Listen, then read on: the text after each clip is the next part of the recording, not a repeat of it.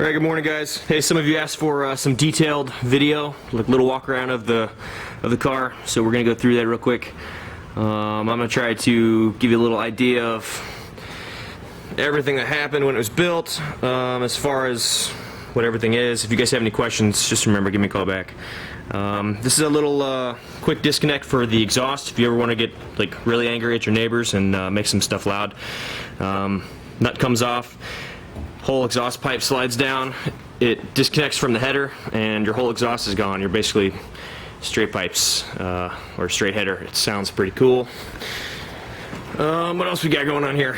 Somebody asked about the bags and how they're actuated. There is a little switch right there that turns on the air compressor.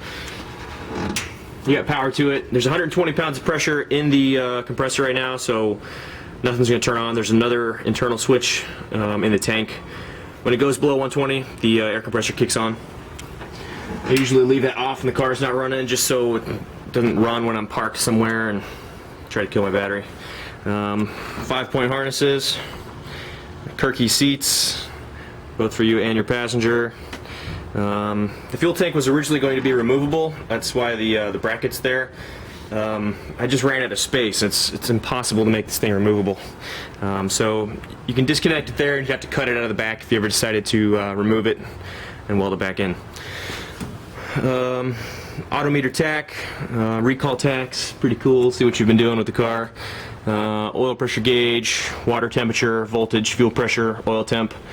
The oil temp gauge does not work. I don't have a bung to put it into the oil pan anywhere yet. I just never really got around to it. Wiring, it's a marine style fuse block. I used to wire helicopters for Sikorsky Aerospace, so chances are it's not going to burn down anytime soon. Probably.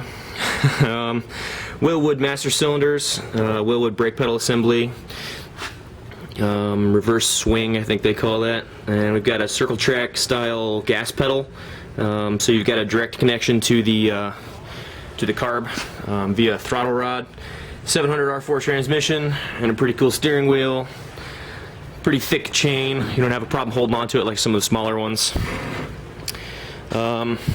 Here's something that's cool somebody liked. The mirror stays where it is the whole time. Stole that from like Desert Racer idea.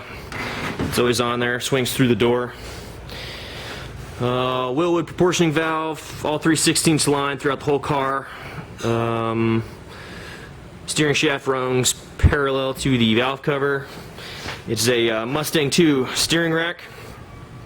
It was supposed to be power, and I've got the bracket right there to make it power steering. I just ran out of real estate to put a pump, so you don't really need it. The car steers really easy anyway. Like I said before, it's a go-kart. I've never had any problem steering even at low speed. Here's the throttle rod I was talking about before. Direct connection to the foot, which is nice. The carb is a 750 double pumper, worked over by a local race shop, or race shop guy. He's actually a single guy, but he does all the drag racers' carbs around here. Suspension is Mustang 2 spindle, Mustang 2 brake. The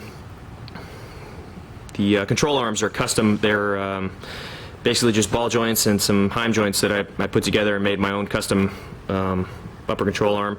That is a headlight. It is legal in Florida, and believe it or not, is really, really bright. 2,500 pound bags in the front, 26 in the rear. That sway bar right there is, you can see that, completely custom. It has been cut apart, has been welded back together again, and everybody says that doesn't work, but the car is really light. So far I haven't had any issues. It doesn't crack, and it works like it's supposed to, so I'm happy with it. Gas tank hole is always supposed to mount like a battery off switch in there. There's nothing in it. Let's see here. What else we got? Lexan windshield.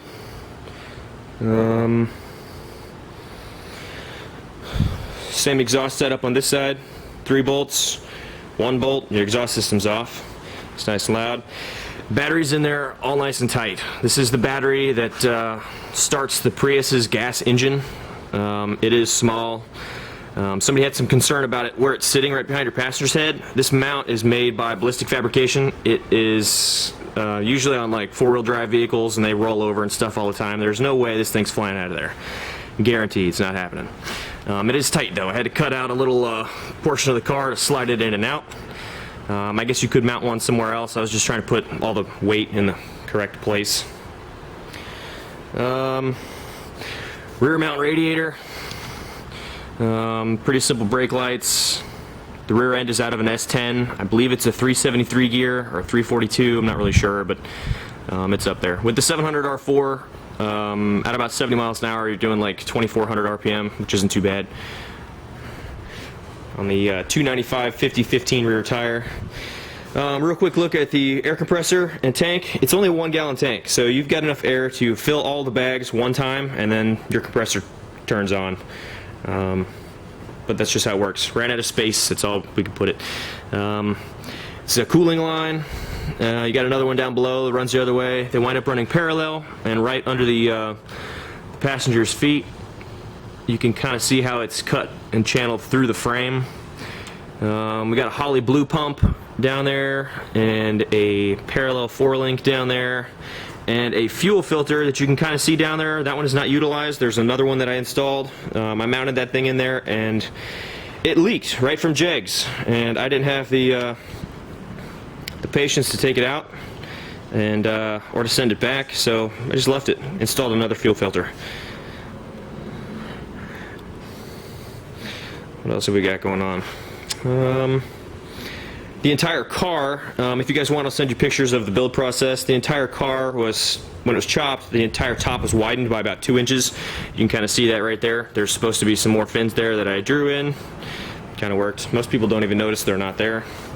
Cobra gas filler hole. It was left over from another project. Mounts to the roof. This thing's kind of dirty. It's kind of supposed to be that way, I guess. I usually keep it a little bit cleaner, but not hold anything back. It's pretty well tuned. I could probably start right up. It was running a while ago, but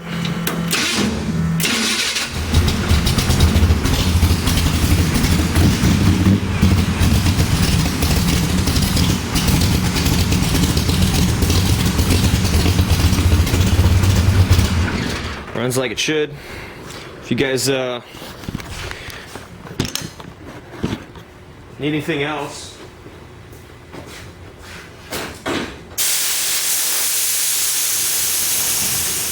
you can give me a call. Let me know.